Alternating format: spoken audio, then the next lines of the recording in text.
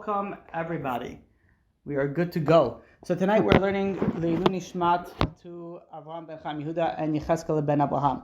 So tonight, Bezrat Hashem, we're going to be discussing Emunah Chachamim or Emunat Chachamim.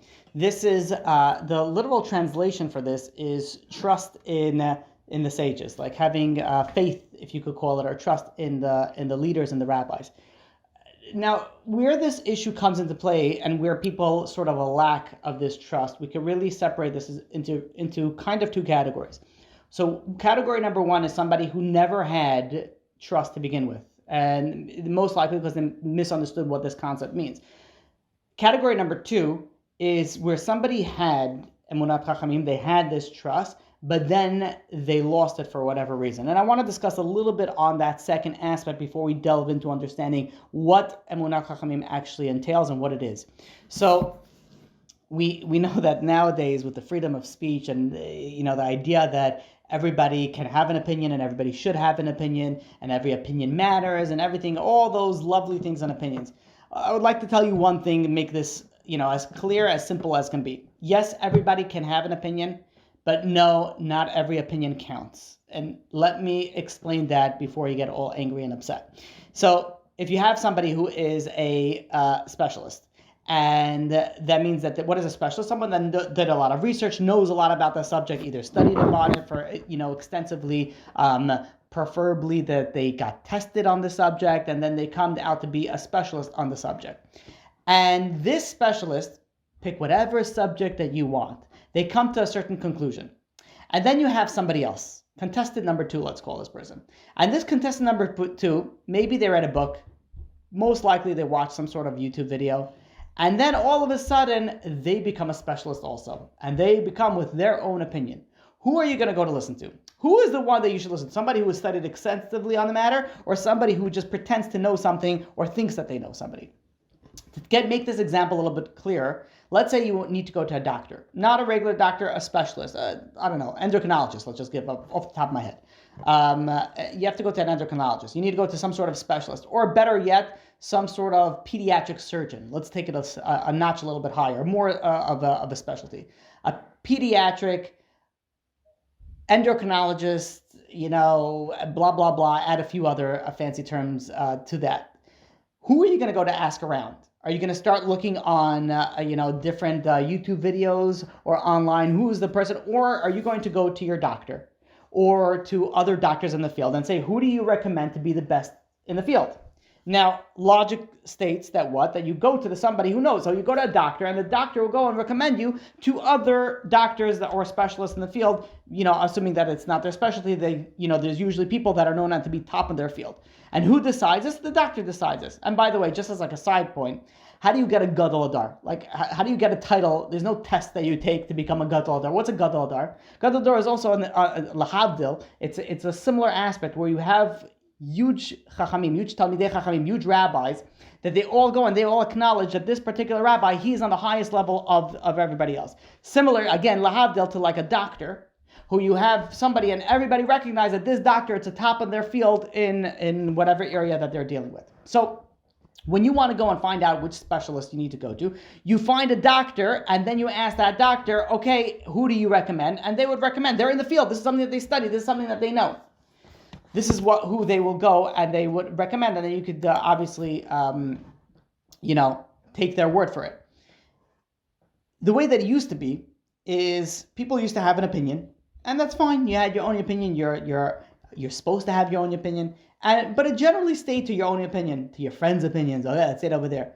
But nowadays, this has gone to a whole different level. Now everybody who has a computer all of a sudden is a blogger.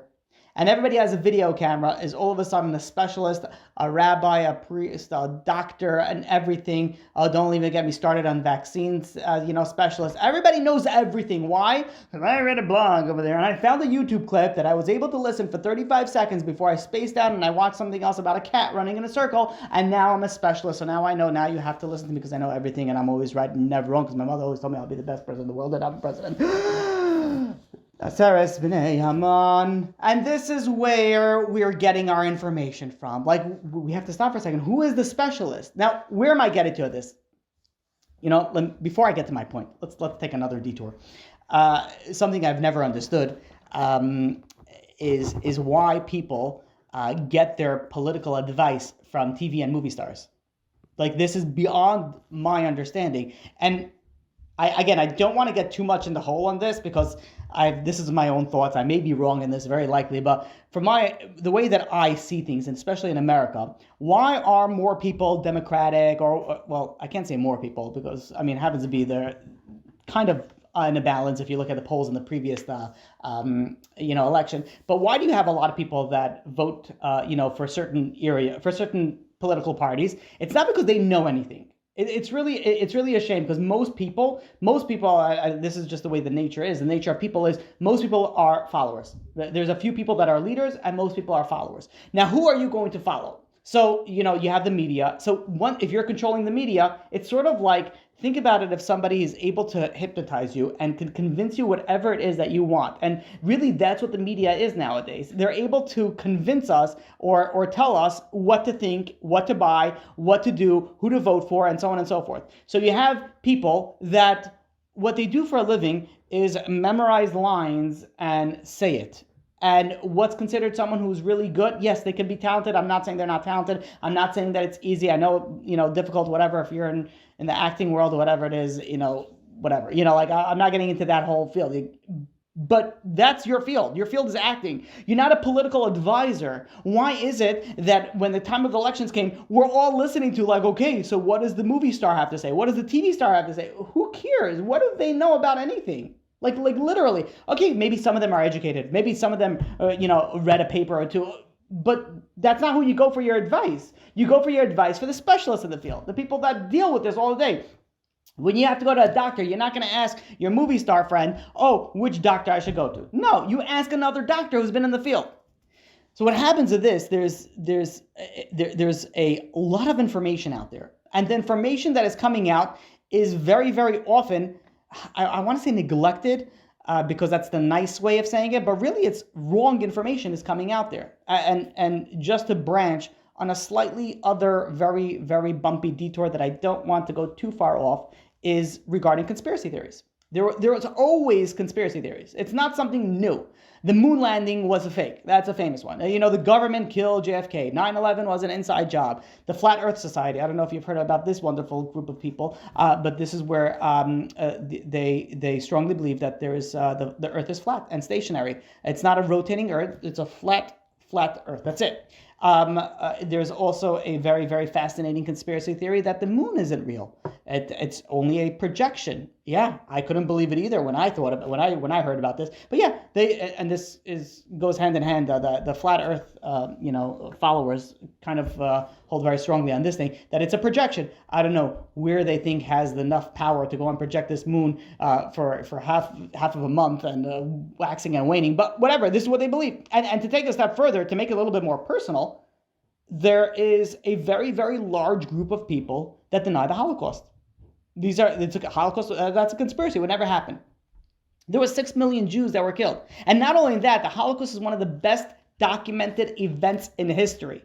The Nazis were meticulous on their documentation. And yet you still have people that don't believe it. Even though it's documented, even though there's proof, even though there's everything, they still don't believe it. And this whole idea of conspiracies, it's only gaining more and more traction. It's blowing up today like never before.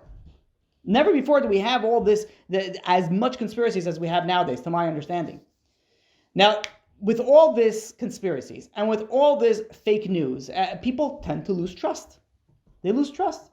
And sometimes rightfully so. I can't blame them. After all that you see that goes on, how do you blame, a news network that are proven time and time again that they're wrong and they're producing news that it's on the angle that they want to? So why should you start trusting anybody anymore? Now, with that mindset, with that understanding, let's shift a little bit and deal a little bit with Rabbanim, with rabbis. What happens? You have people that talk bad about Rabbanim.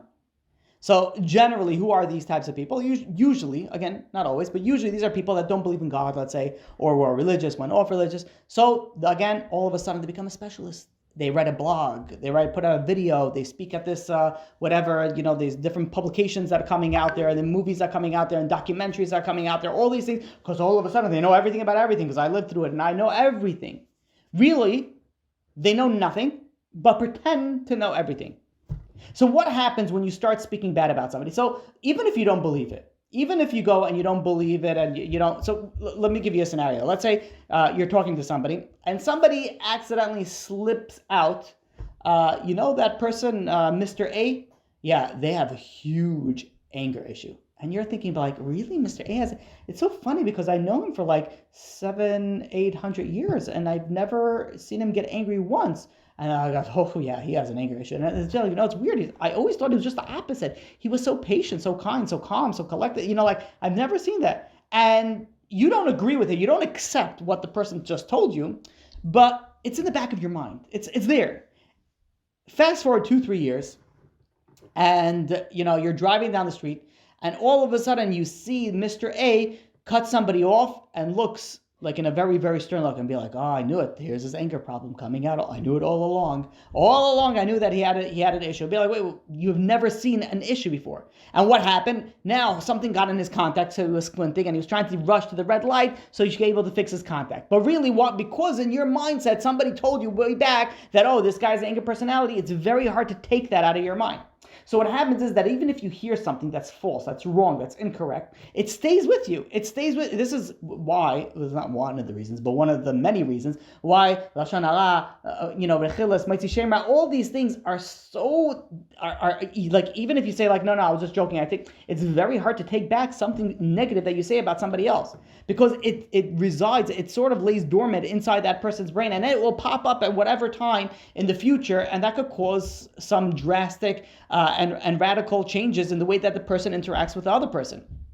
So when you're dealing with people that go and they speak bad about everything else, you tend to go and you tend to start to, it starts settling in, it starts, coming in, it starts believing it in a little bit of a manner, even though there's no essence, there's no foundation to it. So because our society, we have this lack of trust, and I don't want to say only government, but it's anybody in a higher level than you. There's always a lack of trust. There's a little bit of a paranoia that falls in so many people. I used to think that it's only, a certain group of people have this certain paranoia that when someone's talking, in the distance and they're looking at you, they're talking about you, but the truth of the matter is, the more that I speak to people, the more I see that it's like a rampant, this is like a major situation. Like people are in a mindset where the people on the high are out to get them, people on the high are out to control them, people on there, and this is where the conspiracies come in, and this is where the lack of trust comes in, and all this comes in together. This also has an effect on your Jewish life. And that's why I feel this topic is so important nowadays, maybe even more so that it was, a few years ago, where we have to understand the importance of Emunah Chachamim, the trust in our sages, the trust in our leaders. The Tiferes Shlomo goes and brings down that Emunah Chachamim is one of the most fundamental principles of our faith.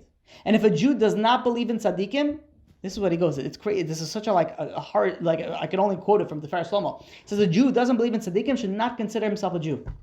That's the level that the Tiferes Shlomo goes and brings down.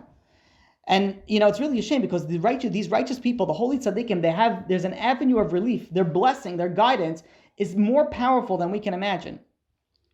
The idea of understanding what is Emunah Chachamim. So the Gemara in Ksubas, page 103b, goes and says, that, tzaddik geyser, HaKadosh Baruch Hu mekayem. When a tzaddik decrees, Hashem fulfills that decree. You understand that level? That when you have somebody that works on themselves their whole life, reaches to such a high level of purity, they have the power to, in a certain extent, that when they make a blessing, when they bless somebody, when they decree something, that God will go and even if it requires a miracle, will change reality to make that blessing come true. And the Gemara Mod Katan in 16b goes and furthermore and says that tzaddik has the power to annul a divine decree. There's a crazy power that God, HaKadosh Baruch Hu, gave to the tzaddikim. Now, when Hashem created the world, He dispersed the neshamas, He dispersed the souls of all the righteous people throughout the generations, throughout the ages. And each generation has a select few of very, very holy, righteous people until the coming of Mashiach. These are the leaders of the generation. These are the holy peoples of the generation. Their powers are unfathomable. The powers that they have. Obviously, they are the most humble state possible, so they don't, express the powers that they have, or even know the extent of what their powers have. But they have tremendous amount of power. However, there is a condition, and the condition is that the powers of tzadikim, the powers of the righteous people, the way they become effective, the ratio of their effectiveness, their fulfillment of their blessing, directly corresponds to the level on how we strongly believe in their power of tzadikim and Emunah Chachamim. And let me explain that to you with a story. It's a little bit of a hard concept to grasp, but it's a fundamental concept, and it's an amazing concept. So a woman once approached Rebbetzin Kanievsky, and she approached Rebbetzin Kanievsky, and this woman was pregnant, and the baby was in a breech position. The baby was not in the right position.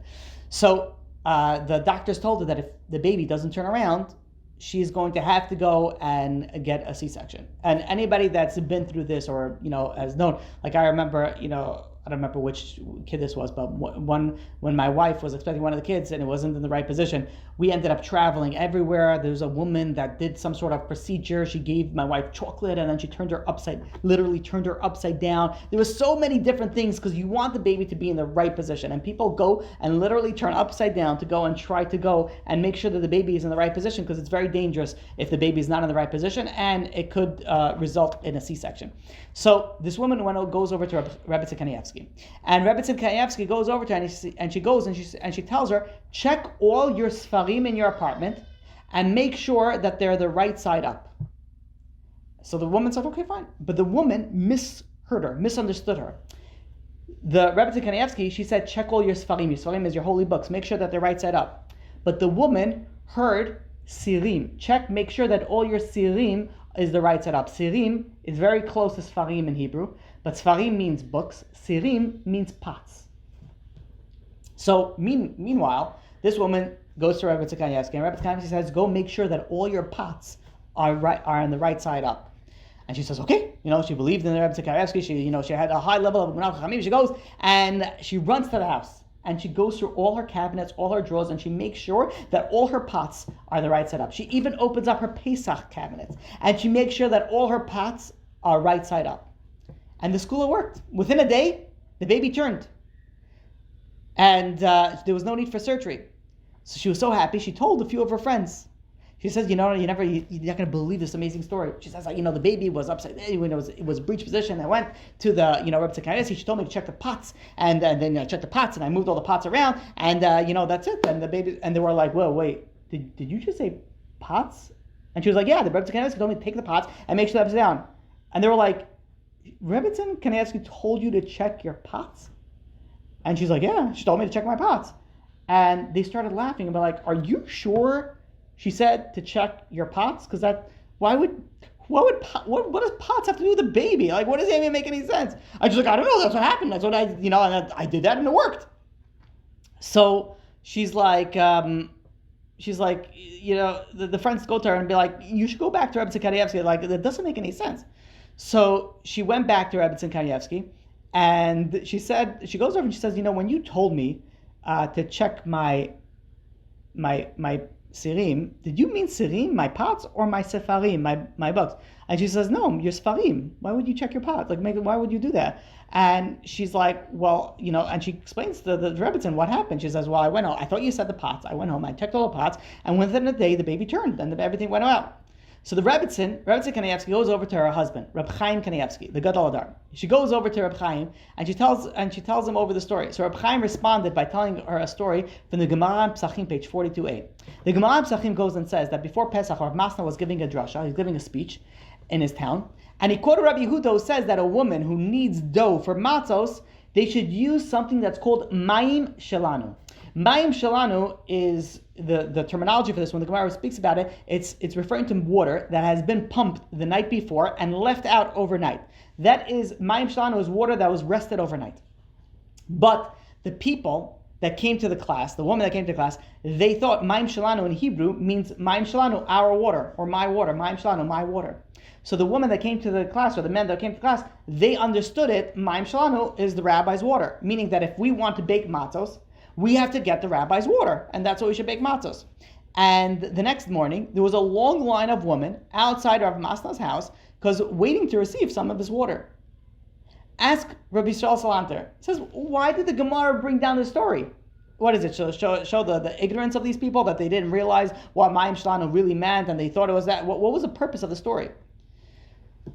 So on the contrary, says Rabbi Yisrael, explains Rabbi Yisrael Salanter, and he goes and he says the Gemara is showing a praise of the exceptional level of Emunat Chachamim that these women had. Even though the woman didn't understand why they suddenly had to use this rabbi's water, but they complied with his instruction. They sat there, even though it made no sense to them. Like, why would we need it? But that's what the rabbi says. That's what we got to do. Rabbi Chaim then goes on to explain to his wife. And he goes and he says, this woman that came to you and went and turned over all her pots, certainly, he goes, and he says, the merit of this woman's blind faith in the Rebbetzin, in the holiness of the righteous people, that's the skula that worked for her. The reason that she had her Yeshua, her salvation, was because of the merit that she had on blinding faith of Emunat Chachamim. That even though something that made absolutely no sense, but she listened because that's what the Rebbetzin says. That's what I got to do. Furthermore, Reb Chaim Kanevsky writes in his Sefer Eichas Yosher that he says that even if a gadol himself makes a mistake, or the person misunderstood what the gadol says, the blessing still takes effect as long as the person has strong and unwavering emunat chachamim. Meaning that the level, the power of the blessing is obviously, it depends on who's giving you the blessing, obviously, but it also relates to the level of unwavering, faith that you have in the tzadikim. There's a level, and if you think about it for a second, that's something so amazing that the power, when a huge rabbi, when a gadol gives you a bracha, the power also lies in you. Depending on your level of belief in that rabbi is the level of how that blessing will come into fruition. We'll bring another proof for this, because it's just such a aspect that people have a hard time grasping. Yaakov Avinu, when he was about to bless his children, and this was right before he passed away, it says that he sat up in his bed. The pasuk in Bereshit chapter 48 verse 2 goes and says, "Vayischazak Yisrael vayeshev al hamita." And Yaakov, which is known as Yisrael, he summoned all his strength and he sat up in his bed. Ask the Das Zakenim. He said, he wanted to go and give the blessing to his kids. Why did he have to go and sit himself up? Why would he have to do that? So it explains to the Das Zakenim that Yaakov Avinu knew that his end was near. And he didn't want his children to consider his final words as the deathbed of someone who was dying, that maybe he wasn't completely lucid. He wasn't completely there. He was like halfway in the next world already. Maybe he didn't want his children to think about that. So he exerted himself. He made himself sit up in his bed to show that he had the strength to sit up in his bed, to show that I am fully focused, I am fully lucid, I know exactly what's going on, and I'm giving you the blessing. Ask Reb Simcha Zisel Ziv of Kelm. What difference does it make? This is Yaakov Avinu. This is Yaakov Avinu we're talking about. What difference does it make if his children thought that he was lucid or not? This is the greatest of the generation, arguably of all time, is giving a blessing. What does it matter what they would think? Ask Reb Simcha Zisel goes and answers. And he says that even the blessing of a tzaddik like Yaakov Avinu only takes effect if the recipient believes that the tzaddik has the power to give that blessing. And it explains Reb Simcha Zisel, if we don't believe in the blessing, it has absolutely no power. Isn't that crazy? Isn't that a crazy concept that we have to instill in ourselves? So we see over here, explains Reb Simcha Zisel, that ultimately the recipient is the one who has the power to ensure that the blessing will be fulfilled. The tzaddik is only a conduit. And that's why Yaakov Avinu sat up. He wanted to make sure that his children know that he is coming with a full... Why did he want his children to be so focused that he's fully lucid? Because then they're going to be able to have that stronger belief in them. The stronger belief that the Emunah of tzadikim, that everything that they say is going to come true because he was fully with it. I'd like to share with you something from the Kloisenberger Rebbe. But before, it's a story about the Kloisenberger Rebbe. But before I have to give you a little bit of a background on who the Klausenberger Rebbe was. So Rabbi Yekusiel Yehuda Halberstam, he became Rav at the age of 22 in a shul in Klausenberg. It was actually a Sephardi shul in Klausenberg. And he's, it comes from a long lineage of rabbis. He was, I believe, was a great grandson of the Divrei Chaim, the Reb Chaim Halberstam of Sanz. He was also, what was his uncle? It slipped my mind. Yeah, there's a whole long line. I believe the Bnei Saschar, if I'm not mistaken, from his mother's side. A long line of rabbinic dynasty. And at the age of 22, he became the rabbi. He was known as a genius already from a young age. Unfortunately, he was taken in the Holocaust, him and his entire family. And in the Holocaust, he refused to eat. He even kept his level of piety in the concentration camps. He refused to eat any non-kosher food, even though that he urged his followers. He says, "You make sure you eat this. If it's going to cause you to say you have to eat anything, kosher, not kosher, doesn't matter. If this is a situation of life and death, eat whatever it is that you have." But for himself, he didn't eat anything wasn't kosher. And even if he had the little water that he had, he used that to wash his hands. He was on such a level, and the Nazis, they noticed that. They noticed that he was on a different level. He was a prominent religious status he had. So he was put in for special torture because of his stature. One particular time, he was able to get out of working on the last days of Sukkot. And the Germans found out that he wasn't working. And what they did was that they took him out and they beat him so violently, to the point that the people, didn't think the rabbi was surviving. And not only that, when they kept on beating him, and then when the Nazis decided that they are finished with beating him up, they left, but they said that nobody's allowed to go close to him. Nobody's allowed to help him up. Nobody's allowed to have him. The people already thought that the rabbi passed away. There's no way that he survived that. And they were forced to continue working, and they figured when they're going to come home to their barracks that night, they will have to mourn over the rabbi. And miraculously, when they get back to the barracks, they see that the rabbi was able to slowly get to the barracks, and he was leaning on the bedpost. He was like holding on one of the bedposts, and he was mumbling something, and he was swaying back and forth, mumbling and swaying back and forth. So they ran over there. The rabbi, they were surprised that the rabbi was alive, let alone he was standing up, holding it. They were like, "Rabbi, you got to lay down. You got to rest. Who knows? You're not going to be able to survive like this." And they started saying, "So, Rabbi, what are you doing? Why are you moving back and forth, holding onto the bedpost?" And he goes over to his, the people that were near him. He's like, "Tonight is Simchat Torah." He says, "Tonight is Simchat Torah." He says, "I'm dancing." He says, "Come dance with me." And the person that said over the story said it was such a moving thing where you have somebody who was barely able to walk, and they didn't have any Torah to hold on. They had the Torah in their hearts. That's it. And they were slowly walking around in a circle, mumbling some songs that they before, so the Nazis don't come in. This is who the Klausenberger Rebbe was. Taking you a step further, realizing that when he was in the concentration camp, he said over that one day he was shot in the arm. And he was shot in the arm, and he was afraid to go to the infirmary because he realized that people that went in the infirmary never came out alive. So he decided that he's going to have to heal himself and figure something out. He got shot in his arm, so he took a leaf, he tried to stop the bleeding, and then he took 2 branches and he started to make a little stint out of it so that his arm would stay in one position. And as he's doing this, he goes and he promised to himself, and he says, if you take me out of this alive, he says, I am going to build a hospital in Israel where every human being would be cared for with dignity. And not only that, he says, the basis of the hospital will be a religious hospital. The doctors and nurses, they will believe in God. And they will treat every patient as if they were fulfilling the greatest mitzvah in the Torah. And that's how it was. He was able to get out of the Holocaust, and he established the Liniado Hospital. This is a 484-bed hospital in Kiryat Sanz in Netanya that still exists. However, he was able to survive the concentration camp. But he had a wife and 11 children that didn't make it out there. And it was the Yom Kippur after they were liberated. It was 1945. And they were still in the refugee camp somewhere in Germany. And they made a synagogue. It was Yom Kippur. And the rabbi who was there was this Klausenberger Rebbe. He was the rabbi. The cantor get up there, the Chazan gets up there and begins singing, the prayers. And there was so much crying. there was so much crying. And then finally they got to the part where they say al chet, where they request forgiveness for the sins that they did. And people are going, they say al chet. And they've requested forgiveness for the sins they did with their eyes and with their hands and with their ears, all the sins that they did. All of a sudden, there was one guy that stands up and stamped his foot and screamed, no. And everybody tried to calm him down, be like, we're in the middle of prayers, Yom Kippur over here. He's like, no. He says, I should ask God for forgiveness?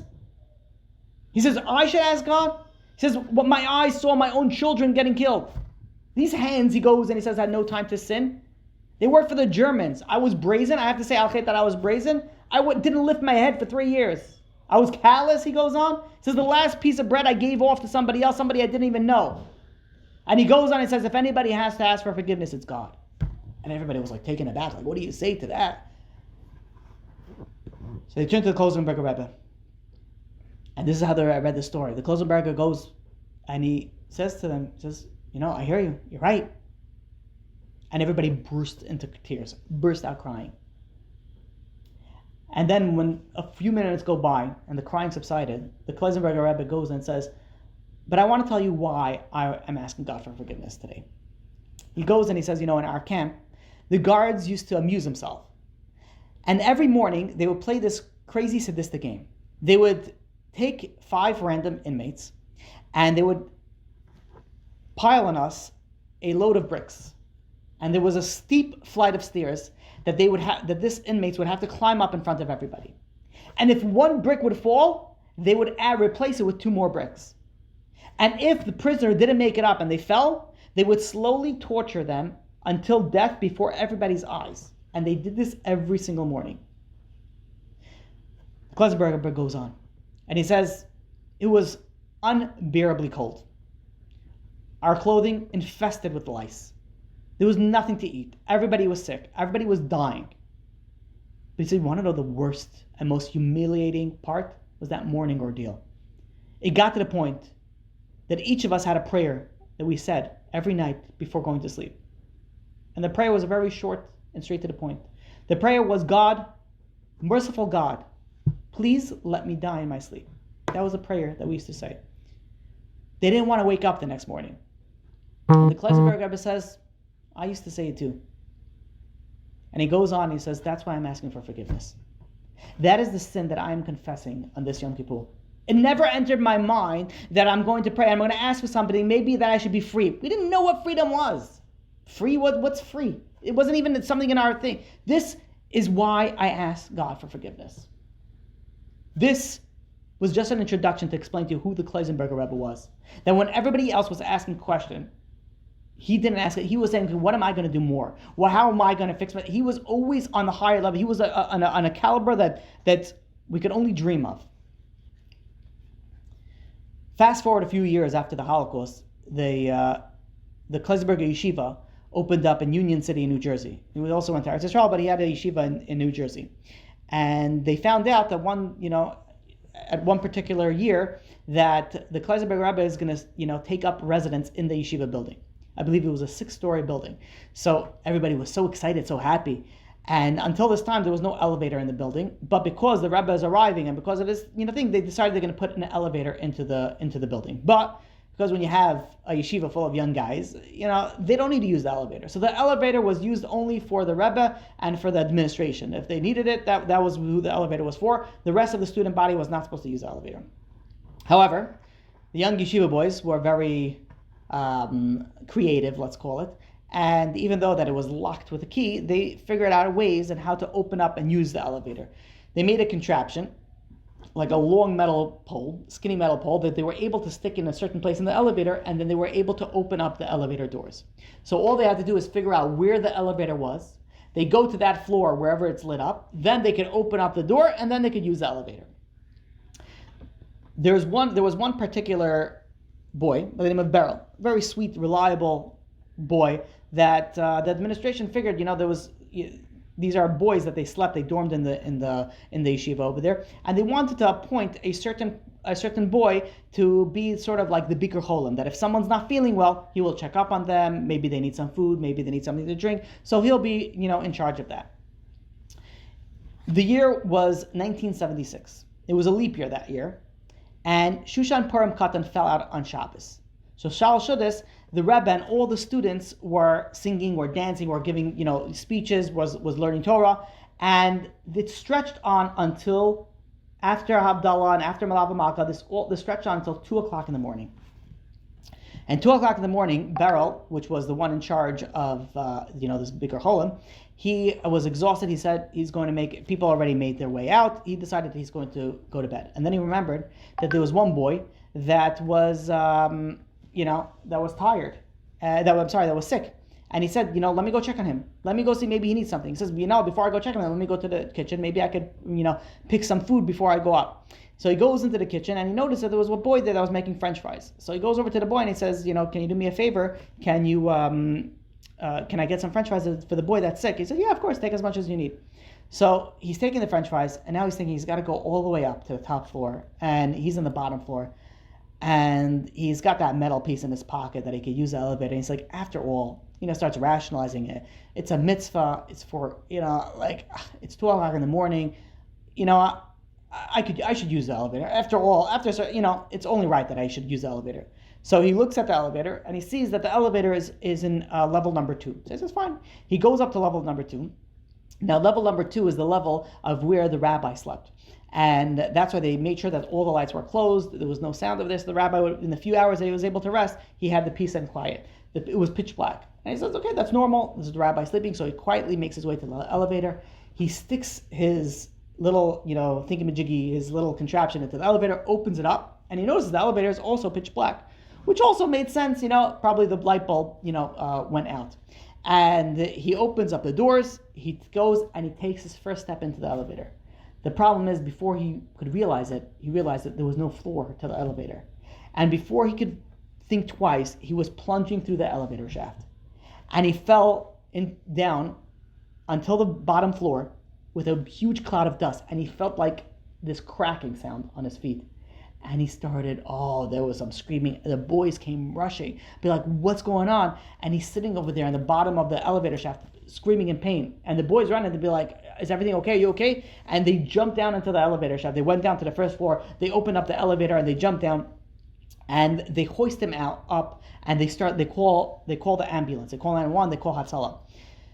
What happened is that the elevator was broken.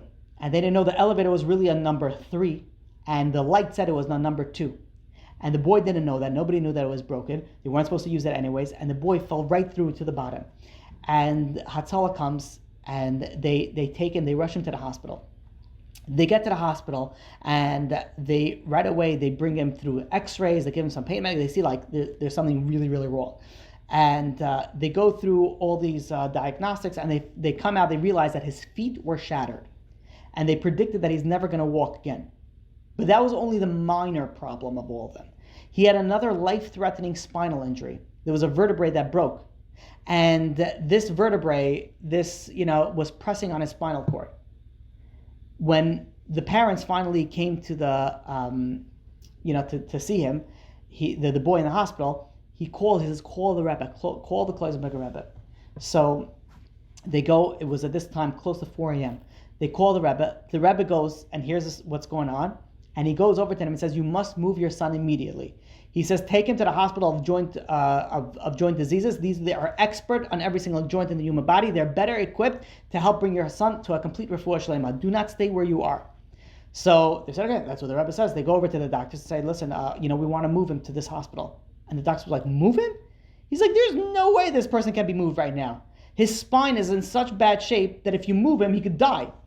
He needs to remain here in the hospital on a traction, sort of like a stretching machine, for the next 9 to 12 months. And after that, maybe we can operate. He's bounced between life and death. So the parents are like, oh, okay. They call back to the Rebbe. The Rebbe, said, the doctor says it's life and death. We can't move him. They don't allow us to move him. So the Rebbe goes over to them and he says, the x-ray is wrong. He says, you have to move your son immediately. And he goes on, he says, I take full responsibility for his recovery. When the boy heard that this is what the Rebbe wanted, he insisted on his parents to follow the rabbi's advice. And he goes over to his parents and he goes over to the doctors. I'm already over 18. He says, I insist that I be taken to the hospital. The Rebbe said, I'm willing to sign any documents they want, but I am listening to whatever the Rebbe said. So against all doctors' protests, they went and they brought an ambulance and they transported the boy to the hospital. The boy goes and says, the Beryl goes and says that every time they went on a pothole, there was a little bump. He says, I felt like I was going to die. The pain was so bad. He says, but I kept on reiterating. He says, the rabbi takes full responsibility. The rabbi takes full responsibility. That's what he said. They arrived at the hospital, and this hospital took another x-ray. And they were able to compare both x-rays, and they were slightly different. But that slight difference was a difference that determines between life and death. In the new hospital, the doctors examined him, and they said, yes, your feet was indeed shattered, and he's not going to be able to walk again. But when it came to his spine, where the previous hospital thought it was a life and death situation, they realized that it was not as serious as the original diagnosis. For the next few days, this boy was in intensive treatment. And miraculously, after about 1 week, he was able to leave the hospital with a brace on his back. And he went out in a wheelchair. And by this, was like nothing short of a miracle. Even the doctors didn't believe it. Purim was 3 weeks later, and his parents wanted to spend the holiday with them. But the boy says, "No, I have to go to the Rebbe on Purim." He says, "You should still be in the hospital for like another 9 months, 11 months. What do you mean you're going back to the yeshiva?" I says, "I need to be with my rabbi." So they saw that they couldn't, convince him otherwise. So they made arrangements to bring him to to his rabbi in Union City. However, when they got to the yeshiva, the elevator was still out of commission. So they had to call a bunch of boys, and they helped him, and they carried him up with the wheelchair to the 4th floor. And there the rabbi was making his Purim tish, his Purim Suda. And the barrel was wheeled over next to the rabbi. And the rabbi looks at him, and he goes to him in Yiddish, and he says, the wheelchair is a good costume for Purim. But the day after Purim, you're going to walk. In his mind, Beryl, there was no question. He was walking after Purim. Even though the doctor said there's no chance, he's not walking after Purim. But in his mind, he's walking a day after Purim. He was there for a short while, then he went back home. The next morning, the morning after Purim, Beryl woke up. He says, that's it. The rabbi said, I'm walking today. It happens. With, like this full-on energy and full-on like enthusiasm. He gets out of his bed and he falls straight on the floor. And he felt as if his feet shattered again. It was so painful. Luckily, he had some carpet there. But he didn't want to start screaming out of his pain because he didn't want his parents to come in and to start worrying about it. But he sat there for a half an hour. He couldn't move. The pain was unbearable. Finally, a half hour goes by. He felt he was able to move a little bit without feeling he was about to faint. And he slowly managed to raise himself and pull him back up to bed. And he thought for a second, says, you know what, maybe I misunderstood what the Rebbe said. He's like, there's no way I'm walking. And he's going back with the conversation. He's like, no. He's like, wait a minute, the Rebbe was very clear. He said, no, the Rebbe said, I will stand on my feet and today, and I will. And he went, and he very, very slowly, he rose himself from his bed, holding onto his bed with both his hands. He put his full weight on his hands, and he slowly, slowly picked himself up. There was 30 seconds, a minute, 2 minutes. Finally, he's standing up there with full weight only on his hands, but his feet are standing on the ground. And then slowly, slowly, he puts a little bit more pressure on the feet. And in a period of several hours, he fought the pain like unbelievable. He was able to take one step after another step. He walked like an old man, but he was able to take one step after another. And he kept on putting it back in his head, the Rebbe's words. The wheelchair is a good costume for Purim, but you will walk a day after Purim. And the day after Purim, he was walking. He was walking. A few short weeks later, where the doctors thought that he would never walk again, and quite possibly die, he was able to walk unassisted. His shattered feet recovered against all odds of the doctors, and the doctors saw it as a complete miracle. Beryl, on the other hand, didn't see it as a miracle. He says, what do you mean? The Klosenberger Rebbe, the Rebbe take full responsibility. He says there's only one possible outcome. The Rebbe promised, and that's what's going to happen. That was the level of somebody has Emunah. This is something that the doctor said, there's no chance. There's nothing. But the Rebbe said there's a chance. And again, there is a reason why I gave you the introduction of who this Rebbe was, what the level of this Rebbe was. Look at the power of Emunah Chachamim. I want to share with you something from Matisyahu Solomon. Rabbi Tziel Solomon goes and explains on the prayers on Rosh Hashanah, we recall Avram's great dedication, that he sacrificed Yitzchak. And on the day of Rosh Hashanah, we remember, we read over the Akedas Yitzchak, where Avram was going to sacrifice his son Yitzchak, and Yitzchak was going to sacrifice his life, what? To God, for God. Now, ask Rabbi Matisyahu Solomon. So, we know what Avram's test was, right? It's very, he had his love and devotion to God, and he had to power that against his powerful love for his son. And he had to balance out which one he's going to listen to. And with unparalleled faith, without hesitation, he was able to pass that test and offer up his son as a sacrifice to HaKadosh Baruch Hu. And we understand that this brings merit to the Jewish nation. Again, for all generation makes all sense. Okay, but what about Yitzchak's test? As for Matisyahu Solomon, what was Isaac's test? His readiness to give up his life. Now, again, it's not an easy thing to give up a life, but if a person goes and has completely convinced that the whole purpose of life is for Olam Haba, for the next world, it's for Gan Eden, and they know that if they give up their life right now, they put everything on the line, they give up their life, they're going to have a straight ticket to Gan Eden, it's a little bit less difficult to do. And you have, it was a famous saying, right? It's easier to die al Kiddush Hashem, but it's harder to live al Kiddush Hashem. It's easier just to give up your life and die al Kiddush Hashem rather than to spend your life, living Kiddush Hashem. Yes, it'll be painful, very intense pain, but after a short period of time, it's over. And then you have Olam Haba forever. So what was Yitzchak's test? For that brief moment, he had Avram was teaching him. Avram was his Rebbe, was the most righteous person alive. The whole purpose of him being in this world was for the next world, and here he has a golden ticket straight to the next world. So ask Rabbi Matisyahu Solomon, what was the test of Yitzchak? What was the test? Yes, we understand it was a test, but for generations, for thousands of generations, explains the Chassam Sofer. Something amazing, something crazy. Listen to this. We know that Moshe Rabbeinu, the level of prophecy, and this is something, if anybody wants to learn more about it, we spoke about prophecy and the 13 principles of faith. We gave at least one class, maybe even 2 classes on prophecy. So if you want to learn more about this, definitely look into those classes. But the Chassam Sofer goes and explains that there was different levels of prophecy. So when Moshe Rabbeinu prophesied, he had perfect clarity on the prophecy. The message was unfiltered, was clear as day. However, all other prophets, including Avram, they received their prophetic communication through sort of an unclear filter. The way the Gemara in Sanhedrin, page 97b goes, and it says that it's aspakliya she'ena me'ira. It's like it was like a clouded mirror, so to speak. Like they saw it, but they saw the vision, but they had to decipher the message and interpret it. Now, again, we speak about it. I don't want to go too much into detail, but if you do want to learn more about it, definitely go look at the 13 Principles of Faith series that we spoke about on prophecy. But there is, for all the other prophets, except for Moshe Rabbeinu, there was a level of interpretation that they had to interpret. And Avram was also on that level that he had to interpret it. Yitzchak, at this point in time, at Akedah Yitzchak, he didn't have the gift of prophecy yet. Hashem didn't speak to Yitzchak. Hashem spoke to Avram. And Yitzchak went, and it goes with Avram, says, we have to go and we have to sacrifice. And then when Yitzchak goes and says, but where is the animal that we're sacrificing? Avram goes and says, no, the prophecy was that I should sacrifice you.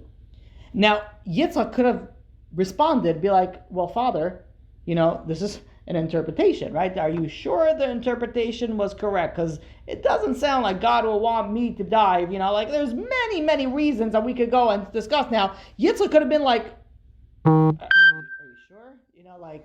No, because with all due respect, the most respectful way possible would be like, but it's an interpretation, my life is on the line over here. Are you sure about it? Says the Chassam Sofer, says, you want to know what Yitzchak's test was? Yitzchak's test was Emunah's Chachamim. Avram got the prophecy. Avram came to the conclusion, and rightfully so. Yitzchak's test was to believe that conclusion. Yitzchak's test was Emunah's Chachamim.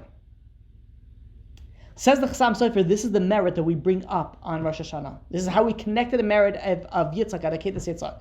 That when we live with Emunah's Chachamim, when we have that faith, that power, that connects us to Yitzchak, that has a power for all generations to come. After the Bnei Yisrael had the salvation of the Yamsov. The pasuk says in Shemais, chapter 14, verse 31. It says, "Vayiru ames Hashem vayaminu ba'Hashem of Moshe Avdai." We say this every single day. It says that we believed what we saw. The people saw. They feared Hashem and they believed in Moshe, his servant. When we believe in our Torah leaders, when we believe in that, we're affirming our faith in HaKadosh Baruch Hu. And by the way, there is reward for that also. Just as HaKadosh Baruch Hu rewards for placing his faith in HaKadosh Baruch Hu, there's also a reward in having faith in his faithful servants, in the tzadikim, the gedolim of the generation. And what is the level that you should have in this? We look at the story of Chana. Chana was barren. And eventually she merited giving birth to Shmuel Hanavi. On Rosh Hashanah, Chana was very, distressed, and she went and she poured out her heart to Hashem. And we all know the story. Eli HaKohen, when first observed her, she thought she was drunk.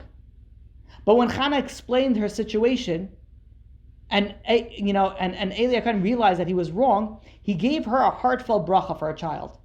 It says something very interesting. The pasuk goes on. Immediately after Eli promised Chana a child and blessed her with a child, the pasuk in Shmuel, in the first chapter of Shmuel, in pasuk 18, in the chapter 1, verse 18, it says, "Ufaneha lo hayu la'od." Her face was no longer sad anymore. That's it.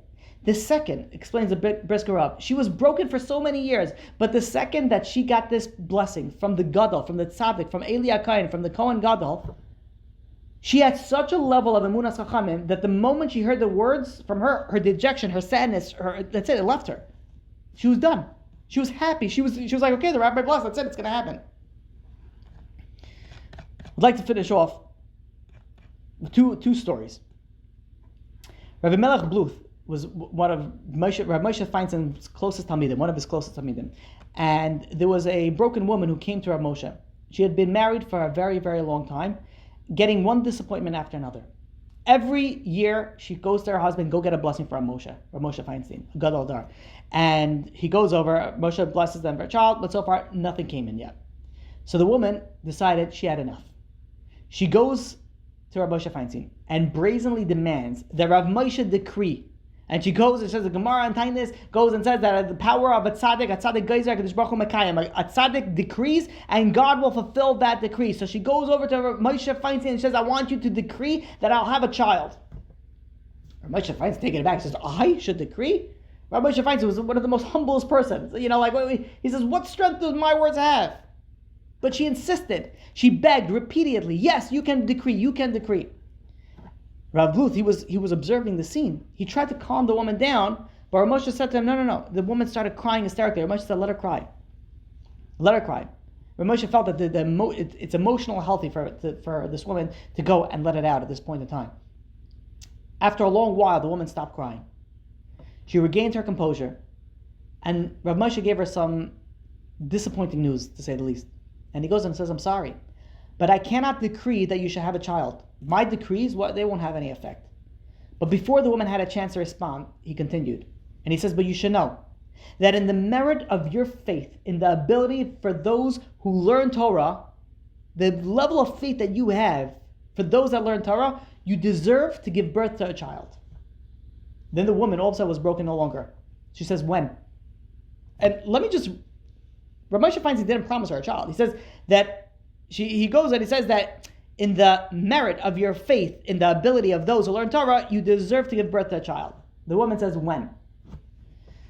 So he goes to the woman and says, listen, 9 months from now is Hanukkah, so it's not going to be before Hanukkah.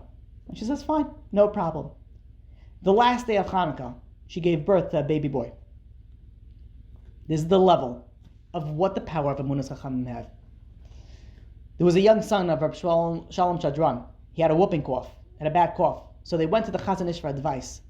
And the Chazon Ish told them, he says, go to the Yarkon River. It's in the Tel Aviv area. And there, the air is very clear. There's eucalyptus trees. This could heal him. So Reb Shalom Chadran goes, rented a boat. And while he was taking the boat out, he kept on repeating, mitzvah l'shmaya divrei chachamim. It's a mitzvah to listen to the words of our sages. And sure enough, the child had a miraculous recovery.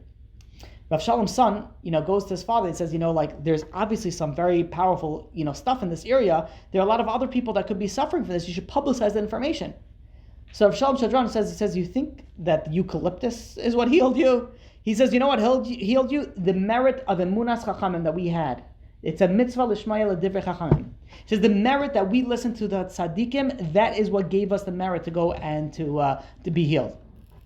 I'm sorry, I said two more stories. This is the last story, final story. Final story, then we'll finish. Open up some questions. I know we're a little bit over. So we have Yaakov Mutzafi, originally from Baghdad, says a couple had a problem. And the problem is that their baby did not stop crying. Now there's terminology for these kids that just you can't be sad, constantly just crying day in and day night, anywhere in between, crying. They went to all the doctors. There was nothing wrong with the child. They couldn't figure out why this baby doesn't stop crying. The frustration of the parents mounted up, that they could not eat, they cannot sleep, they were walking on pins and needles and eggshells, they were beyond themselves. What bothered them most was this child was suffering. There's something wrong with the little baby, doesn't stop crying, and how can a mother hear a little baby non-stop crying? And the parents were emotionally torn, but at the same point in time they felt guilty. Why? Because at times where the incessant cries, the cries that just doesn't stop, the compassion unfortunately can turn to anger. And one day, the baby's mother decided that she needs a break. She's taking a walk. She couldn't handle it anymore. She took a walk. She was hoping the fresh air will calm her down, have a little bit more patience with the baby. While she's out walking in the marketplace, she sees on the floor a page that was torn out from the Chumash. So she bent up, picked it up, and gave it a kiss. And she's thinking, she says, maybe God is sending me a special gift. Maybe this holy page is what's going to bring my child to recovery, and it's going to cause the crying to cease. So she quickly goes back home. She placed a piece of paper carefully on the table, and with tears in her eyes, she starts praying. And she says, Ribono shel olam. He says, Master of the world, God, HaKadosh Baruch Hu, I'm a simple woman. I don't know how to read. I don't know what this says. But I know that the paper that I picked up comes from your holy Torah. Please, I beg of you, let this heal my child. Let this be a healing amulet for my child. She then takes out the paper, rolls it up, puts it in a tiny compartment, and puts this around the child's neck. Within moments of this necklace going on this child's neck, the child falls asleep, calm as it. And from that moment on, the child's behavior changed drastically. The crying stopped. Even, the little chubby face even had a smile here and there. And for the first time in months, the mother smiled as well. The father came home later that evening, and he immediately noticed there was something different in the house. There was the sense of peacefulness, calmness, something that he wasn't used to. And he's like, his wife was sitting there smiling, happy, and usually that should be the right way, but in this situation, he's like, "What happened? What's going on here? That's not the usual." And she tells him a story. She says she was walking in the marketplace and she came across this piece of paper and she made this into an amulet, and it worked. And he's like, "That's unbelievable." He says, "Let me see the piece of paper." So she takes out the piece of paper and she hands it to him, and he looks at the piece of paper, and all of a sudden his hands begin to tremble, and he's like, "What have you done?" He's like, "This is a page from the Torah. It is a page from the Torah, but it's all the greatest curses that are going to befall upon the Jewish people. This is in the 28th chapter of Devarim. This is exactly the opposite of what we need. This is what you put on his head." His wife turned pale. She's like, "How am I supposed to know? I don't know how to read. I can't read Hebrew."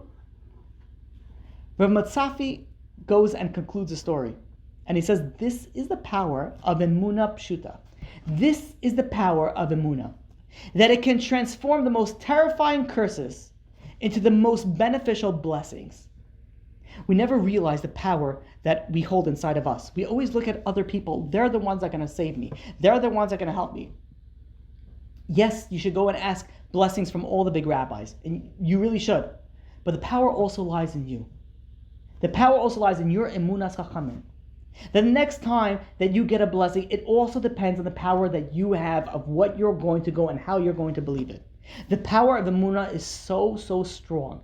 Let us not take this to waste. Let us take this into our heart, into our consideration. We could change our life. This has a power to annul decrees.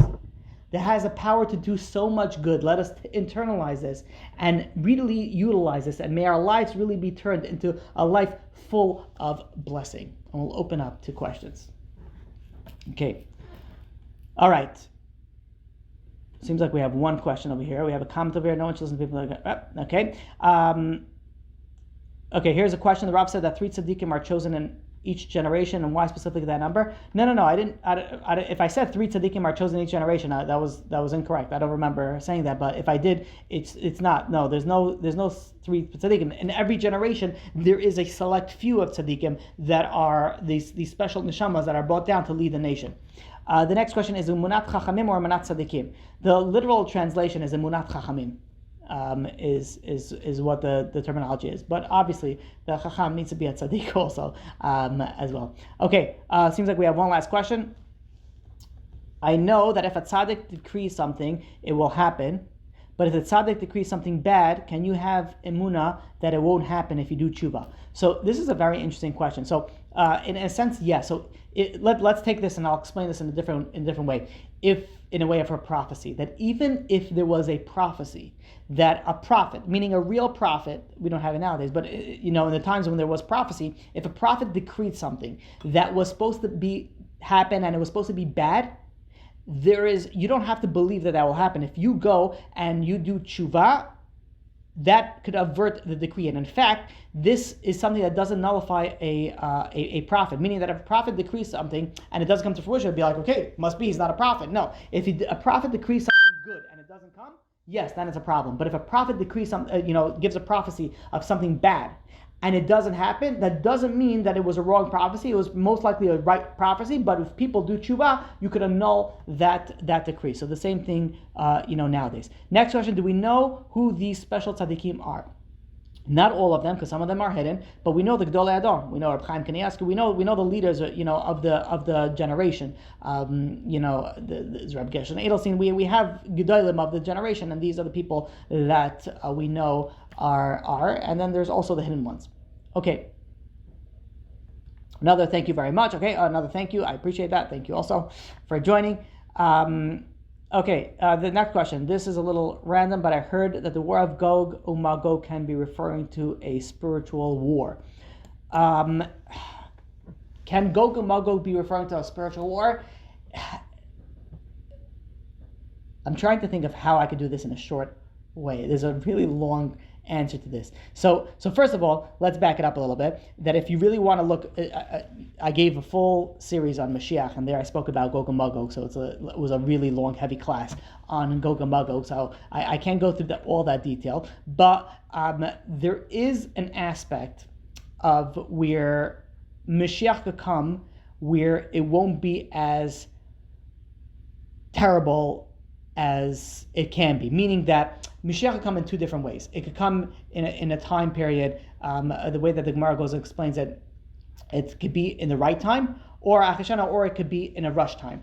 In the right time will be at the end of days, and that's when Mashiach is going to come. If it comes in that point in time, it could come in a way that it could be, a little bit more on the painful aspect, where Gog and Magog will be very physical. But Mashiach will come earlier, meaning that if we're on a level that we're on a spiritual level, that we're able to bring Mashiach earlier, that Mashiach that will come will be in a way that it's less horrific, less tragic in the Gog and Magog sense, as if it would come the regular time. I hope that I'm clear, because I'm trying to say it as short as possible. So in a sense, if that being the case, then yes, Gog and Magog could in a sense be something spiritual, because by going and fighting the spiritual battles, we're able to avert or avoid that terrible war of Gog and Magog. Okay, I hope that answers it. It's a little bit of a brief answer, but again, you could look more into detail into our Mashiach series. Okay, next question. Are these Chachamim sent down to help the generation, or can one hypothetically become one? So there is special souls that come down into this world. For example, like the Arizal came down this world on a high, very, very high level. But yes, people are coming down to this world on a high level, and then people can reach a high level they come back as a regular person, and they can reach a high level, and that also has the power. They are also on the category of Chachamim and tzadikim, and they could also have the same power as the other tzadikim. Okay. Next question. Okay, Mircham, I'll be able to attend the live class. All right. Okay, a question off topic. Not sure if this can be answered. Where in the Torah is it written what is going on today between Russia and Ukraine?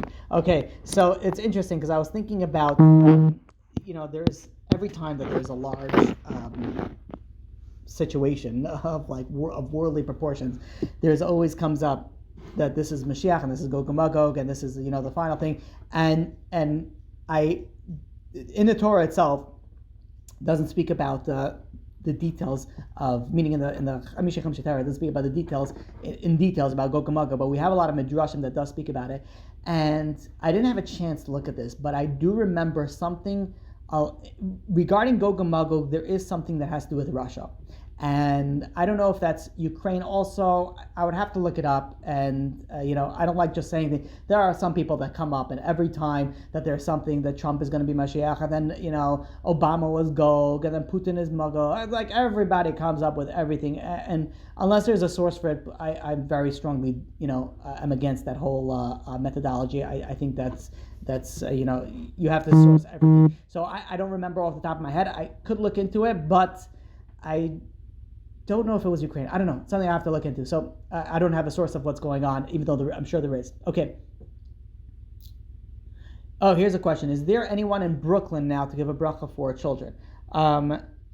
Is there gedolim in... I'm sure there are.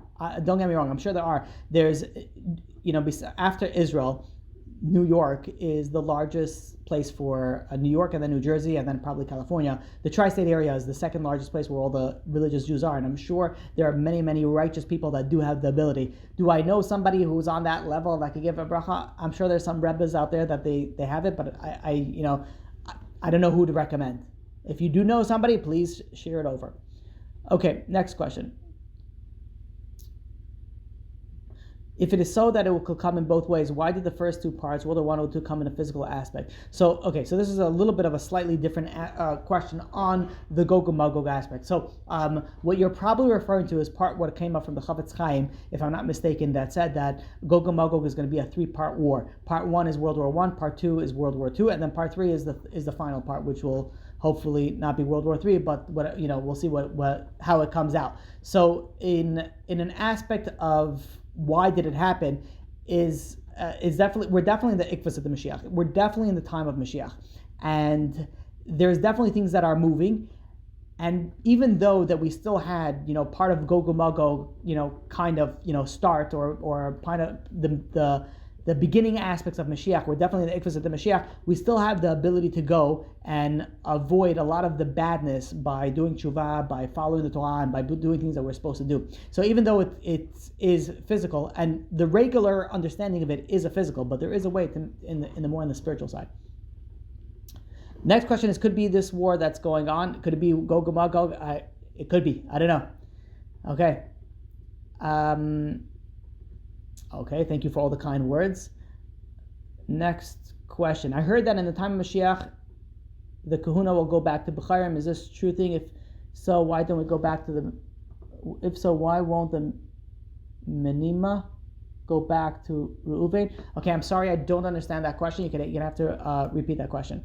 Okay, next question. How come in previous generations some tzadikim knew the 36 headed tzadikim, but nowadays the humans or the Chachamim don't? I believe that's Chachamim. So 30. There are, okay, so what we're understanding over here is there's 36 hidden tzaddikim in every generation. The key word here is hidden. So even though there are some people that know of the tzaddikim, I don't know if there's one person that knows all the 36 tzaddikim. Maybe the Gdolei Hadar know who all the 36 tzaddikim are, but generally hidden means that they are hidden. I don't know. Maybe there's an idea that the Gdolei Hadar know it. I don't know. Okay. Next question. Russia is question. Russia is getting rid of bioweapon labs and the Nazis in Ukraine. Bezrat Hashem. Okay, I'm not big into the news, so I don't know exactly what's going on. I do know that there's something brewing over there, but I don't know the reasons or the background, so I can't comment on that. Next, I think I heard that something is written in Sefer Yechezkel about what supposedly might be Russia, that when the Russians' boats go into France water, we should put on our Shabbos clothes on for Mashiach. Yes, that is something. Again, I don't remember if it was the Russian, French waters, but I also recall something, along those lines. I didn't have a chance to look it up, and it was funny because that was something that came into my mind when I heard about this. I'm like, you know what? I remember something about that. I should really look into it. But I didn't have a chance to look into it yet. Okay, next question. Do you have a class in schools to have children? No, I don't have a class. That's an interesting one. Okay, next. If someone requires a bracha, perhaps you can go to Chief Rabbi Eliyahu Ben Chaim in Queens. You can Google it. Yeah, I met Rabbi Eliyahu Ben Chaim. He's a big tzaddik, big Talmid Chacham. Definitely could go to him. Rabbi, what did the Rav say about regarding if Russia goes on French waters? I wasn't sure I fully understood what the Rav said. So I don't. The question was if that's. Let me read back to the question. Something about if that was a Gog and Magog, was that a part of the Mashiach process? There is something that I recall, and I would have to look it up. Something about Russia in regards to Gog and Magog. There is something along those lines. I just don't recall the details, so it's hard for me to say. I'd have to look into it and to see. So I can't say one way or the other if it's referring to something in particular. Okay. Also off topic, what is the obligation to rebuke with Lashon Hara? Like, let's say I'm in a conversation and I know that it's Lashon Hara. Must I say so, or can I just leave the conversation because I think it will stop Lashon Hara right there, but everyone will stop listening to me eventually? So that's a good question. This is a question more on also rebuking. But if someone's speaking Lashon Hara, you should say, hey guys, you shouldn't stop. You should stop speaking about it, and then move away. That's the right thing. That's the right thing to say. Okay, next. If a person has an obligation to anticipate Yeshua, how is it that someone can go every day fully believing that Mashiach is coming? How is that not extremely emotionally draining? That's a good question. So how is it emotionally? So that's a good question. One of the animamins, you have to believe that Mashiach is coming. This is the fundamental belief of Yiddishkeit. So how could it be that it's not emotionally draining? The reason why it's such a good question, because if someone really fully believes it on the highest level possible, then you would think about it that they get let down every single night. Every single morning they're like, okay, well, Mashiach's coming today. And then every single like, well, how did it not happen? Yet there's something very interesting, is that there is a balance that you're supposed to have it. And even if I'm not mistaken, I believe it was the Chafetz Chaim who had a go bag. And there's many tzadikim that have a go bag packed for Mashiach to come, and like when Mashiach comes, they're able to go and just bounce straight to Eretz Yisrael. So there is a level where you have to believe it in every single day, and if it's not, then you have a new mission that starts the next day. But I think the emotionally draining is it's not a good answer. I'm not satisfied with the answer I just gave you, but I'm going to leave it with that answer because we have a few more questions and it's getting a little late. Yes. So about the question I asked before, sorry, autocorrect kind of corrected my answer, but the question was, I heard that with the when Mashiach comes, the kahuna and working in the Beis Hamikdash will go back to the Bechorim. Is this true? Does this have any validity? So there is an aspect of that. If my recollection serves me correctly, yes. There's a lot of things that will change when Mashiach comes. Also to the point of right now we go according to, I don't know, to the level of your understanding of this, like in the background of this, but right now we go a lot like Beis Hillel. And in the time of Beis Hillel was more of a lenient type of view in the halachic aspect in the time of the Mishnah, and then there was Beis Shammai, which is a more of a stringent view. Nowadays we go according to Beis Hillel in most cases. In the time of Mashiach will also be there's an opinion that says also we're going to revert to the time of Beis Shammai, to go according to the Beis Shammai. So there is going to be changes in it. The aspect of the Bechorim, that I remember reading that somewhere. But I don't remember the source off the top of my head. Just also, if so, then why would it go back to Reuven, who originally had the Kuna and Melucha? Why wouldn't it be? Because the time of when the Beis Hamikdash started, that's the way that it was. Well, oh, you mean the whole Shevet Reuven? Yeah, I'm saying since of the Chet Egal, that's why the Kuna went to the Levium because they didn't do it. But if they're getting atoned for that, wouldn't Reuben be atoned for whatever he did? Interesting. That's a good question. I have an answer, but I don't want to say it until I look it up. And it has to be with why the B'charim lost it. But it's a good question. I don't know. Got to look more into that. And also with the tzadikim that I asked the question that was me also, I wanted to know, like, back in the day when we had greater tzadikim or whatever, like, they knew who the 36 hidden tzadikim were, and they sent, like, people to get brachos. We have, like, stories and everything. But nowadays, like, we have amazing rabbis, of course, and they're on our level. But is there a reason why they don't know the 36 tzadikim? So let's break that question up. Let's go for example in the time of Arizal. The Arizal was on a level unparalleled to many people in his generation and also in the some previous generations to him as well. He was able to see everybody in their previous life. So yes, you had that, and you have tzaddikim that were able to go and say, go to this person and give him a special bracha. But to say that even in previous generations, 200-300 years ago, that the Gedolim knew all the 36 hidden tzaddikim, I don't know, maybe. I've never seen a source of that, so I can't say one way or the other. I know they definitely knew a few. A few for sure. Yeah, even nowadays, I'm sure that they're aware of like a few. Like, people know tzaddikim. It's hidden from the public, but not from people in let's say in the rabbi world. There's news that goes around of like righteous people. So yeah, I would say even nowadays, I don't see why that would change. And then one quick side question. I know that the tzaddikim of nowadays are like compared to our, like, they're on our level, so like we don't have the Chavetz Chaim because we're not on his level to have him. But does that also go for the 36 hidden tzaddikim? Because since they're hidden, they're not like interacting with us as much. So are they on their own level, or are they also on our level? I'm saying, like. Are you saying that are the tzaddikim on a lower level nowadays than they were in the previous days? What I'm saying is, like, the Gadol Hadar, we know that they get, the more lower generations we get, the lower, like, spirituality that they can attain or reach to or whatever. Like, we don't have the Chavetz Chaim, we don't have the Arizal, like you said. But does that also work with the 36 tzaddikim because they're not, like, always interacting with us because they're hidden? So is your question that are the 36 tzaddikim more hidden or their power or influence is less? I'm asking if their like level of Emunah, it could be higher than what the Gadol Hadar are because they're hidden. What do you mean by their level of Emunah? I'm sorry that I was just not. What do you mean their level of Emunah could be higher? Meaning that our level should be higher for the hidden tzaddikim? No, what I'm saying is compared to the level of the generation that tzaddik is in is the level of the tzaddik. So is that also the same for the 36 tzaddikim? Oh yeah. It's generally it's on the same. It's on the same aspect. Not to say that people can reach an extremely high level, but generally, yeah, there is a Yuridus Adaris in that aspect. Thank you. That's why we listen to the rabbis of the previous generation. That's why Rishonim, Achronim. There's different levels, especially in halachic, that actually comes into very practical applications. Okay.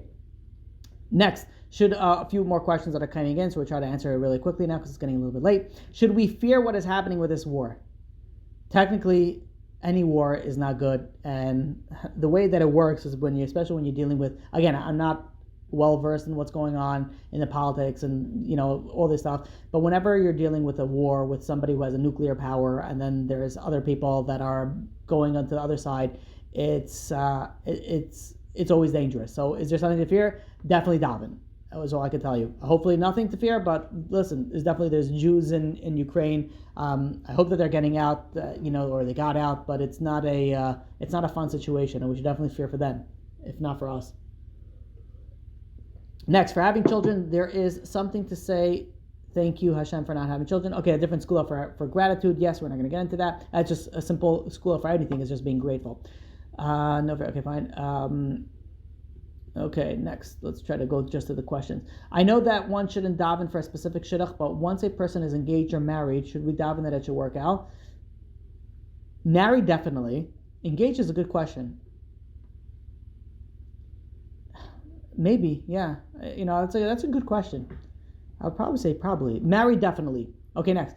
I want to reach high levels of my spirituality, l'shem shemayim, to the best of my ability, Be'ezrat Hashem. Not because I know that Mashiach is coming soon. I want to hop on the train, but I feel like that's starting to come into the front of my mind now in the Russian-Ukraine conflict. What could I do? So, if you're striving to become better, and then there is sort of a catalyst that helps you become better faster, I don't know, even though it's, you want to do l'shem shemayim, but I don't see that as a bad thing. That's like somebody, like it's obviously not the same, but imagine somebody that goes and says, you know what, this particular speaker really, encourages me and really makes me want to be better, but then I'm becoming better because of, this inspiration. Maybe I shouldn't get inspired and I should work on myself and become better without inspiration. But the answer is, of course not. You should get inspiration. And if you're getting inspiration because of the situation, by all means, that's good. That's the right way that you should do.